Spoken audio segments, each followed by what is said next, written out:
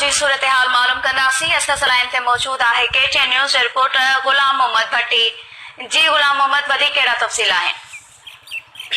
ॿुधाईंदो मनड़ शहर ऐं भरपासे जे इलाइक़नि में माकड़ जेका किरोड़नि जी तादाद में पहुची चुकी आहे। जहिड़ा शाह मोहम्मद आराई, शफी मोहम्मद डायरी, गुलाम मोहम्मद आराई, जमील अहमद आराई, मसर जी वाट, जफीर शाह, मीर अज़ीज़ गुजर, फैज़ खान पठान समेत केतिरनि ई ॻोठनि में जेको आहे माकड़ पहुची चुकी आहे।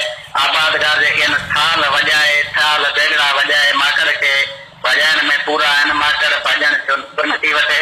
ॼण त आबादगारनि पारां सिंध सरकार खां इहो मुतालबो कयो वियो आहे त फौरन जेको आहे माकड़ मार स्प्रे कराए असांजा जेके फ़सुल आहिनि उन्हनि ते बचायो वञे। जी वॾी महिरबानी नाज़िन मनाड़ो खां गुलाम मोहम्मद भट्टी असांखे तफ़सील ॾिना आहिनि। माकड़ जे हवाले सां सिंध जे मुख़्तलिफ़ शहरनि में माकड़ जा कटक लथल आहिनि, जंहिं सबबि आबादगार सख़्त परेशान आहिनि। जॾहिं त आबादगारनि पारां स्प्रे कराइण जो मुतालबो कयो वियो आहे। आबादगारनि जो चवणु आहे त तमामु घणो नुक़सान थियो आहे। उन हवाले सां मुख़्तलिफ़ शहरनि जी सूरत हाल अवां ताईं पहुचाई।